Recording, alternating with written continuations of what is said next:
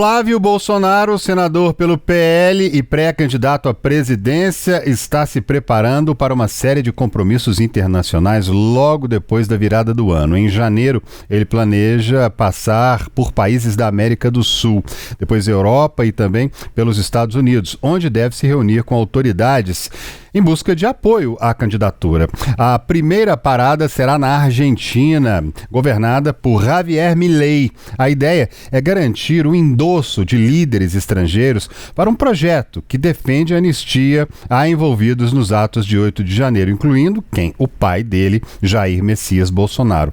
No fim da semana, Flávio falou sobre as eleições do ano que vem. Começou a ter o pré-campanha? Não, começou a pré-campanha na igreja, né? A gente toma essa decisão no momento em que o presidente Bolsonaro se sentiu mais confortável de me pedir que anunciasse. A decisão dele não foi só na terça-feira, a gente já vinha conversando há bastante tempo, ele já tinha me falado algumas vezes perguntando se eu toparia colocar o meu nome para disputar, porque a gente sabe das dificuldades. Eu sempre disse para ele que estava na mão de Deus e ele sentiu por bem que eu fizesse após a reunião com ele, após conversar com algumas pessoas, e assim foi feito na semana passada. E agora é trazer as pessoas certas para o nosso lado, começar a colocar no papel aquilo que a gente pretende de caminho para o Brasil, porque é disso que se trata essa eleição agora. As pessoas, vocês inclusive que também são eleitores, não vão votar só numa pessoa. Vocês não vão escolher uma pessoa para ser o presidente do Brasil. Vocês vão escolher um caminho, que é o caminho que o Brasil vai seguir nos próximos 4 anos. Eu acho que a grande maioria está de acordo que não dá para continuar nesse rumo de tragédia anunciada com o atual governo. Ainda no domingo, Flávio afirmou que a candidatura dele tem preço e admitiu: para que ele desista e declare apoio a algum nome, esse candidato tem que garantir, como eu disse, uma anistia geral para os condenados e presos pelos atentados à democracia no Brasil. Olha, tem uma possibilidade de eu não ir até o fim, eu tenho um preço para isso, eu vou negociar, eu tenho um preço para não ir até o fim, só que eu só vou falar para vocês amanhã. Senador, qual foi a reação do Tarcísio à sua pré-candidatura? Olha, o Tarcísio é um cara fora de série. Após a conversa na terça-feira com meu pai, a primeira pessoa que eu quis conversar foi o Tarcísio, e a reação dele foi a reação que eu também teria se fosse o contrário, se fosse o Tarcísio indicado pelo presidente Bolsonaro para disputar as eleições, já que nós não estamos no momento com a possibilidade do Jair Bolsonaro ser o nosso candidato a presidente. Então seria exatamente o contrário. Então foi muito boa a reação, um cara que se mostrou de peito aberto, mais uma conversa muito franca e sincera, como eu tive todas as vezes com ele. E para mim o Tarcísio é o principal cara do nosso time hoje, porque eu tenho a convicção de que a gente vai resgatar o Brasil, a gente vai ganhar a eleição, começando por São Paulo, com uma diferença maior de votos em relação à esquerda do que nós tivemos em 2022. Então não tem fragmentação da direita, tem pessoas se unindo, independentemente de vaidade de quem é a pessoa que vai estar na cabeça de uma chapa, pessoas que têm a convicção de que o Brasil não pode escolher de novo o caminho errado como fizeram em 2022. Pois é, tá aí. São as articulações do pré-candidato à presidência indicado por Jair Messias Bolsonaro para o ano que vem, mas tem negociações pela frente. O clima ainda é de muita incerteza. Ele disse que a candidatura tem preço, há possibilidade de desistir e que a pessoa mais importante nesse momento ali é o governador do estado de São Paulo, Tarcísio Gomes de Freitas, que está aí na sua tela você acompanhando. Tudo ainda a ser lido, compreendido, porque a gente não está entendendo direito ainda onde é que tudo isso vai dar. E quem está, gente, acompanhando todo esse assunto também é a repórter Ana Paula Ramos, está em Brasília. E Ana, boa noite para você. Aqui, as articulações de Flávio hoje giram em torno de apoios da turma do chamado Centrão, né? Alguma resposta favorável até agora aí ao pré-candidato? Boa noite, André, Luciene, uma ótima noite a todos que nos acompanham. Isso foi o anúncio da candidatura dele, ele foi um pouco atrapalhada, né, André? Flávio Bolsonaro anunciou na última sexta-feira sua candidatura ao Palácio do Planalto em 2026, disse que foi escolhido pelo próprio Jair Bolsonaro como o representante ali da família e para levar todo o legado do governo de volta ao poder. E ele também disse, ele anunciou ali, teve uma reação já imediata, conseguiu derrubar a Bolsa de Valores ali depois de 4 anos, mas logo no domingo ele voltou um pouquinho atrás, disse que pode desistir dessa candidatura, disse que para isso tem um preço. E aí o Centrão entendeu o quê? Que a família Bolsonaro quer negociar. Então eles já marcaram uma reunião para a noite de hoje, um jantar por volta de 9h30 da noite, na casa do próprio senador Flávio Bolsonaro. Devem estar presentes o presidente do PL, Valdemar Costa Neto, o presidente do PP, o senador Ciro Nogueira, o presidente do União Brasil, o Antônio Rueda. Enfim, eles nunca esconderam que o nome preferido ali dessa turma, do Centrão, é o governador de São Paulo, Tarcísio de Freitas, que é do Republicanos. Mas o presidente do Republicanos disse que não vai participar desse encontro de hoje, apesar de ter sido convidado. Enfim, o senador Ciro Nogueira, presidente do PP, ele deu uma declaração agora há pouco, disse também que na política a amizade fica em segundo plano, que em primeiro lugar vem a viabilidade, ou seja, já indicando que entende que o nome do governador de São Paulo, Tarcísio de Freitas, seria mais viável para enfrentar o presidente Lula nessa eleição de 2026. Bom, vamos ver o que vai ser decidido nesse acordo de hoje à noite. Lembrando que também vale a pena a gente destacar que o PT aprovou uma resolução no sábado em que aponta ali que o governador Tarcísio de Freitas como o possível adversário de Lula na eleição de 2026, diz que ele representa todo um projeto neoliberal. Então o Palácio já entende que, na verdade, o adversário mesmo é Tarcísio de Freitas. Volto com vocês. Perdão, Ana, valeu, viu? Gente, ainda em Brasília, agora sim, Luciene Landim. Lu, tabuleiro em movimentação intensa na capital do país, hein? Flávio Bolsonaro articulando de todas as formas possíveis ali, já tá pensando em ir para fora, para o exterior, começar pela América Latina, conversando com o pessoal do Centrão. Pois é, André, e assim, a gente já sabia que o ex-presidente Jair Bolsonaro estava recebendo aliados enquanto estava em prisão domiciliar, claro que com autorização da Justiça, decisões assinadas pelo ministro do STF, Alexandre de Moraes. A gente sabia que havia ali alguma articulação, alguma conversa, porque ele recebia justamente esses aliados políticos, incluindo a família. Os filhos de Jair Bolsonaro são políticos. A gente cita, por exemplo, o Flávio Bolsonaro, que fez visitas ao pai, também o vereador Carlos Bolsonaro, que frequentava bastante a casa da família, que fica no bairro do Jardim Botânico, aqui em Brasília, a uns 10, 15 minutos aqui da região central. Mas o que a gente não esperava para esse ano é que esse anúncio do candidato que vai tentar herdar esses votos de Jair Bolsonaro ocorresse antes da virada do ano, antes da gente começar 2026, que é justamente esse ano eleitoral. O ano em que eleitores vão às urnas e vão decidir quem vai ser o presidente da República pelos próximos 4 anos a partir de 2027. Então isso aconteceu agora nesse mês de dezembro, na última sexta-feira, de acordo com Flávio Bolsonaro. Isso foi um anúncio feito pelo próprio senador nas redes sociais. Ele foi escolhido por Jair Bolsonaro para ser esse candidato da direita em uma eleição que a gente espera que tenha, sim, uma certa polarização, talvez não tanto quanto foi em 2022, porque a gente não vai ter Jair Bolsonaro à frente de uma chapa, mas sim, a gente deve ter sim alguma polarização dos grupos políticos, esquerda e direita. O que acontece agora é Flávio Bolsonaro tentando negociar essa pré-candidatura que já foi anunciada, então, com bastante antecedência. Importante a gente destacar também que Flávio Bolsonaro contou ali nessa fala que a gente viu agora há pouco qual foi a reação de Tarcísio de Freitas, o governador de São Paulo, que vinha sendo apontado, inclusive favorito pelo grupo do Centrão, como o sucessor de Jair Bolsonaro nesse cargo, nessa disputa política, né, melhor dizendo. Jair Bolsonaro, que deixou a presidência ali em 2022, mas Tarcísio de Freitas vinha sendo apontado como quem poderia ser essa escolha, esse nome principal para herdar esses votos de Jair Bolsonaro. E Tarcísio de Freitas não se manifestou até o momento. A gente tem essa declaração de Flávio dizendo que conversou primeiro ali com Tarcísio, assim que soube da decisão de Jair Bolsonaro, ligou para o governador de São Paulo. Enquanto isso, outros pré-candidatos oficiais já anunciados se manifestaram minimizando ali uma possível disputa, dizendo que é direito de Jair Bolsonaro e de quem está ao redor do ex-presidente tentar uma pré-candidatura, anunciar já esse movimento com meses de antecedência à ida dos eleitores às urnas. E aqui a gente fala especificamente do governador de São Paulo, Ronaldo Caiado, do União Brasil, também do governador de Minas Gerais, Romeu Zema, do Novo, os dois que já são pré-candidatos à presidência da República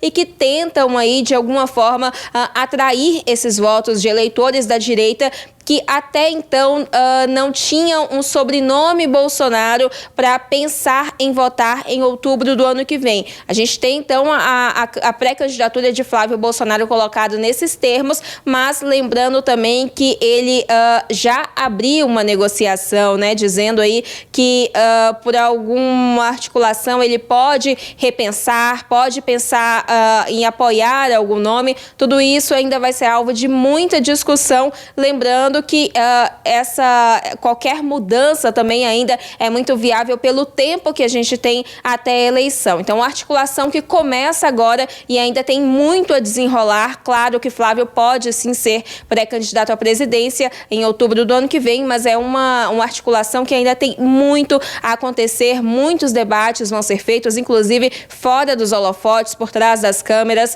e certeza, claro, a gente só tem no ano que vem, em julho ali, quando começam as convenções partidárias, muita coisa ainda pode acontecer. Tá aí, Lu, tudo explicado. Daqui a pouquinho a gente vai continuar conversando, mas antes, gente, a gente vai trazer aqui uma pesquisa do Instituto Datafolha que mostra o que pensam os entrevistados sobre quem são os principais líderes da esquerda e da direita aqui no Brasil atualmente. Esse levantamento também revela um cenário de maior união em torno do petista e uma direita mais espalhada, mais esparsa em várias figuras. Vamos ver os dados na tela, alguns desses dados, dessas informações. Primeiro, vamos trazer a liderança de direita. Tá aí, você está acompanhando as respostas obtidas pelo Datafolha, naturalmente são essas ali, ó. Temos ali, liderança de direita. Primeiro lugar, 35% dos entrevistados disseram que Jair Bolsonaro é o líder da direita. 9% disseram que Lula é o líder da direita. 5% disseram Tarcísio de Freitas como líder. 2% Michele Bolsonaro. Uma distância assim, né? Astronômica ali do ex-presidente. 2% também Nicolas Ferreira, o deputado por Minas Gerais, Nicolas, né, do PL também, 2% também Eduardo Bolsonaro, que está lá nos Estados Unidos, Flávio Bolsonaro, 1% acham que Flávio Bolsonaro é o pior número ali, né, ao lado de Ronaldo Caiado também 1%, e outros 3%, nenhum 3%, e 36% das pessoas não souberam responder, não. Agora vamos ver as informações na tela sobre as lideranças de esquerda. Tá ali, ó, liderança de esquerda, resposta, lembrando, uma resposta espontânea, né? Você não fala o nome. Você pergunta quem que é o líder da esquerda? A pessoa fala o nome que vier na cabeça. Aparece ali 56%, Luiz Inácio Lula da Silva, Jair Messias Bolsonaro também com 5%, as pessoas dizendo que Bolsonaro é o líder da esquerda. 2% dizem que Alexandre de Moraes, o ministro, é o líder da esquerda. A gente tem ali Fernando Haddad com 1%, outros 4%, nenhum 2%.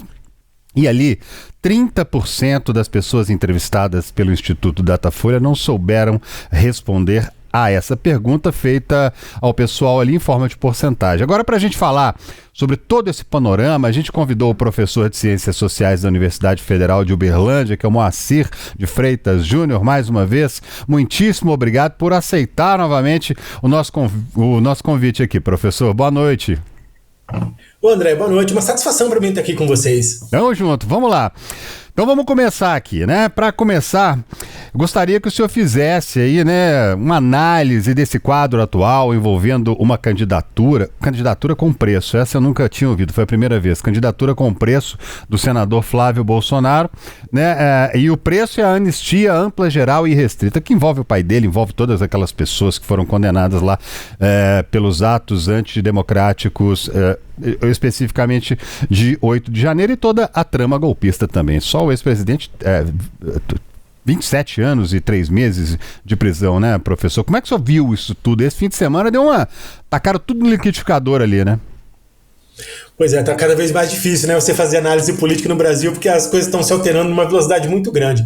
Mas, André, eu acho o seguinte, que esse evento esses eventos do fim de semana mostra que a família Bolsonaro, a rigor, eles se sentem, e acho que com alguma razão em relação a isso, os donos dos votos de uma parte importante do campo da direita, e eles não pretendem abrir mão e nem dividir esse controle do processo eleitoral, e nem político, e nem de votos, com nenhum candidato, com nenhuma pessoa, mesmo as mais leais em relação a eles, e especialmente não tem nenhum interesse em dividir ou ceder esse controle para esse pessoal do Centrão, né? E se a gente for pensar friamente, não há muito sentido mesmo, né? A candidatura do Flávio, a bem dizer, ela se viabiliza, né? É cedo para falar se ele vai manter e como é que isso vai ser, mas esses votos que eles estão disputando são votos que são mesmo do Jair Bolsonaro, não são votos do Centrão propriamente, né? E o contrário não é verdadeiro. O Centrão não tem condição de sustentar sozinho uma candidatura sem a família Bolsonaro, mas a família Bolsonaro teria condições de sustentar uma candidatura só com PL, por exemplo. Tem dinheiro, tem palanque nos estados, e eles, em alguma medida, eles têm voto. O Jair Bolsonaro é reconhecido por uma parte da população como uma liderança, como a pesquisa acabou de mostrar. Então, eu acho que é pouco surpreendente, apesar do movimento ter sido um pouco brusco, essa ideia de que eles vão querer estar eles no controle da campanha.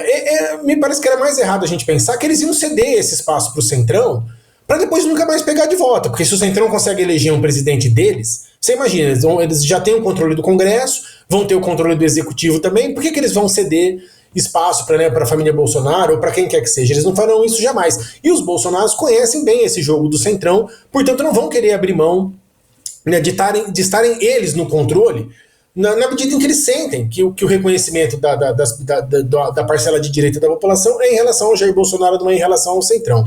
Agora, essa história de preço, né, isso é um rebaixamento da política num patamar, mas é muito rasteiro, né, no que nós não tem paralelo na política brasileira. Negociações sempre houve, e isso não é nenhum problema exatamente assim. Agora, você colocar as coisas nesses termos, quer dizer, é um rebaixamento da política, é um linguajar que está fora do que é a expectativa da política, porque parece que o Brasil não importa, que a população não importa, não dá nenhum tipo de discussão sobre o Brasil, sobre que tipo de projeto político eles têm para oferecer. A discussão entre eles é essa: qual é o preço da minha candidatura, qual é o preço para eu retirar. Quer dizer, é muito ruim para a política brasileira as coisas nesses termos, né?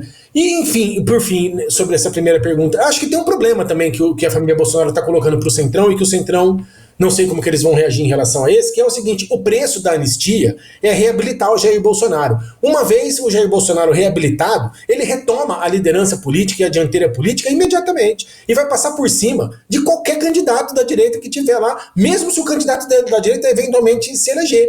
Então você imagina que situação o candidato da direita se elege, e se elege devendo a eleição para o Jair Bolsonaro, e ele retoma os direitos políticos dele, diz: o que nós vamos esperar do futuro do Brasil, né? É uma confusão, na certa. Então, eu acho que essa colocação do Flávio realmente bagunçou um pouco. Se a candidatura se viabilizar, e tem espaço para se viabilizar, eu acho que o Tarcísio está fora, né? E para os outros candidatos da direita, me parece que também que a situação ficou um pouco complicada, mas enfim, é cedo para cravar, né? Vamos esperar para ver os próximos passos, mas inicialmente os problemas que eu vejo são esses, assim.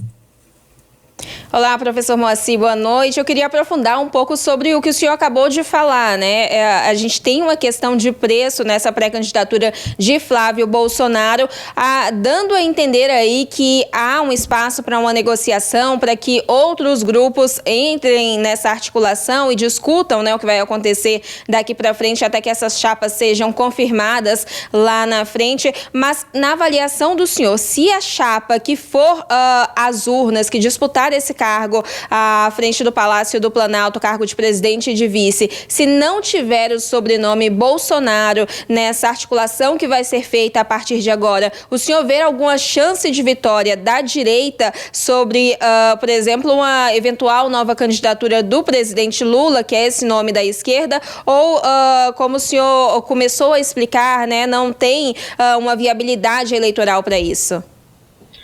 Luciane, assim, deixando claro que a eleição é só depois da apuração, né, como tem aquele ditado que inclusive é nosso aqui de Minas, né, a gente só sabe depois que o voto apura, então assim, toda candidatura evidentemente tem chance. Mas olhando friamente para as circunstâncias de hoje, o que acontece? O que eu acho que esse episódio revelou bem, assim? Primeiro, que o governador Tarcísio não tem a liderança política que o Centrão está esparramando que ele tem, né? E especialmente não tem os votos que eles estão esparramando que ele tem. Me parece que entre os pré-candidatos da direita, inclusive, ele é o mais dependente dos bolsonaros. Ele não tem condição de alçar esse voo solo, né, agora, por exemplo. Não tem essa liderança política, não tem palanque em todos os estados, não tem essa articulação que se diz que ele tem. A articulação que ele tem é a articulação dos candidatos da direita. Como que a gente percebe bem isso? Quando você olha as pesquisas de segundo turno, todos os candidatos da direita estão mais ou menos no mesmo patamar, né? É tudo ali na casa dos 40%, que é o patamar do Jair Bolsonaro. O Bolsonaro é um pouquinho mais do que os outros, mas não muito mais, e todos eles estão nesse patamar do segundo turno, dá pra gente medir bem isso. O Tarcísio não tá muito à frente dos outros. E tem esse problema, eu acho que de todos os candidatos da direita, ele é o que tem mais dependência do Bolsonaro, porque ele não tinha uma vida política, ele só passou a ter vida política a partir da liderança do presidente Jair Bolsonaro. Então esse é um problema que me parece que agora o anúncio do Flávio escancarou isso, ele não tem essa liderança política. E assim, quando você está numa circunstância como essa, o mais seguro é ele ficar lá por São Paulo mesmo, onde o caminho da eleição dele está um pouco mais estabilizado, né? Porque vai ficar difícil agora. Como é que você vai sustentar uma candidatura de alguém que está todo mundo vendo que depende da autorização da família Bolsonaro para ser candidato? Depois ele vai precisar da autorização deles para governar também, ou seja, como é que você vai ser presidente desse jeito, né? Eu acho que esse anúncio do Flávio, o meio que atropelou a candidatura do Tarcísio, assim, não vai ter muito como sustentar mais isso.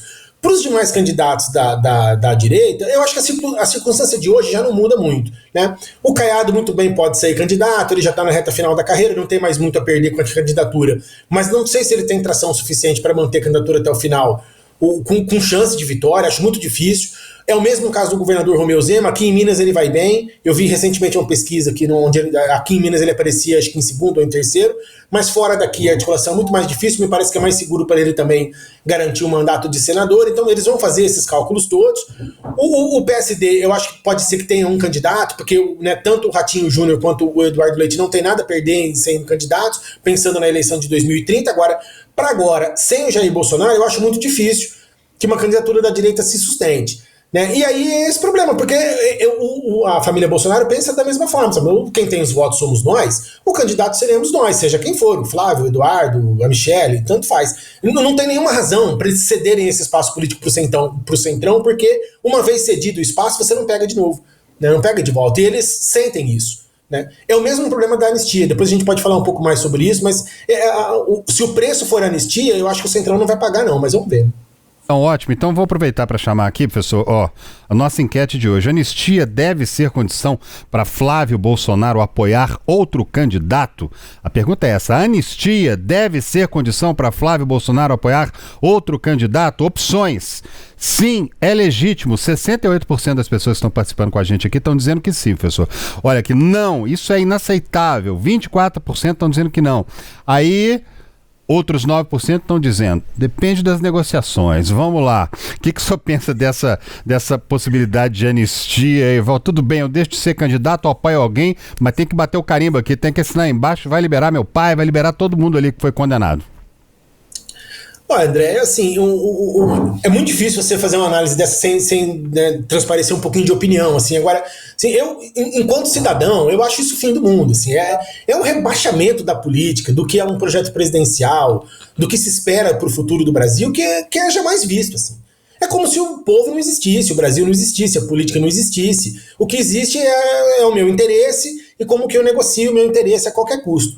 Agora, também não é justo a gente dizer que isso nunca foi feito antes, talvez não tenha sido feito nesse patamar rasteiro, assim. Mas negociações sempre existem. O que eu acho que pro Centrão não interessa o Jair Bolsonaro anistiado, porque é aquilo que eu estava colocando antes.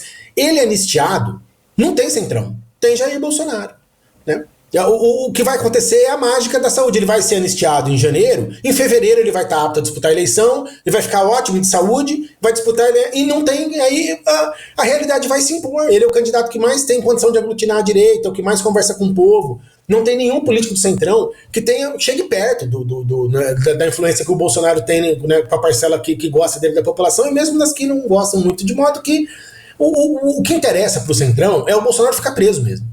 E emprestar o nome dele para a chapa que eles acham que tem condição, porque aí é meio que, né, eles podem se fingir de centro, se colocar numa circunstância longe do Bolsonaro, querem os votos dele, mas não querem a rejeição. O problema é que eu acho que isso não vai acontecer, né, porque a política não funciona assim. Quem tem os votos não vai passar de presente os votos para eles. E o contrário é verdadeiro, eles não vão anistiar o Bolsonaro para reabilitar ele para a política, para que ele ocupe exatamente o espaço que o Centrão quer ocupar. Se eles achassem que isso é um bom negócio, eles já estavam forçando a votação, né? Já estavam fazendo isso, e eles não fizeram, né? Não estão nem discutindo esse assunto, isso não está... Toda vez que esse assunto entra, ele morre.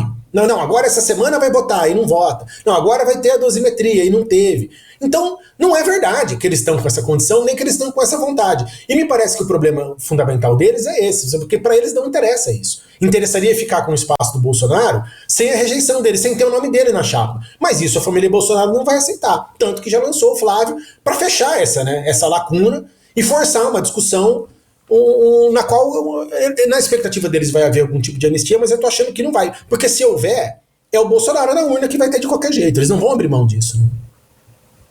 Agora, na sua avaliação, esse anúncio da pré-candidatura de Flávio Bolsonaro agora, antes mesmo do ano virar e a gente entrar em 2026, prejudica ou favorece um plano do presidente Lula de eventualmente disputar um quarto mandato? Isso considerando ali estratégias políticas e eleitorais nesse próximo ano. Luciano, num primeiro momento eu acho que favorece, e eu vou te dizer por quê. Primeiro que assim, é mais fácil para o presidente Lula poder planejar a campanha conhecendo o adversário, né? Sem você saber exatamente quem você vai enfrentar, que era a circunstância que ele estava passando agora, você não consegue planejar direito a campanha, não consegue planejar direito a comunicação, não consegue entender exatamente como é que você vai se portar, tal. Se for, na medida em que vai ficando mais claro que a disputa vai ser de novo com o Bolsonaro, a campanha vai embicar para um determinado caminho, que talvez fosse diferente do que seria se fosse o Tarcísio. Há também uma outra questão, mas isso sempre é muito, muito complexo, que é de você imaginar que o Flávio Bolsonaro já carrega a rejeição do pai, o que em partes é verdade. Mas eu acho que na hora do vamos ver, se a eleição ficar nesse, né, um contra o outro, a tendência do Flávio Bolsonaro é subir na pesquisa, evidentemente, e temos uma eleição mais polarizada do que está aparecendo hoje. Hoje parece que ele é um candidato inviável. Mas se ele mantiver a candidatura, daqui a pouco vai ficar mais claro que ele tem uma certa viabilidade, assim, vai ter condição de disputar.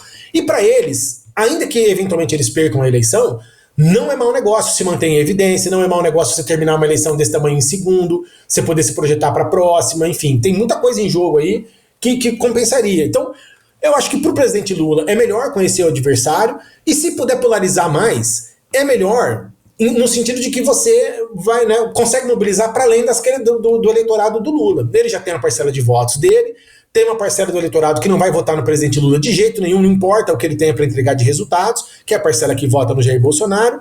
Tem uma coluninha do meio aí, que é sempre muito difícil da gente precisar, mas ela existe, que vai olhar para o cenário político do ano que vem. Se você olha para um cenário que está com esse nível de tensão e com esse nível de discussão, é mais fácil você pender para o lado que é mais seguro, porque bem ou mal, você pode não gostar exatamente do presidente Lula, mas você meio que já sabe o que vai vir do governo dele. Tem um governo que vai respeitar as instituições, vai ter isso, vai ter...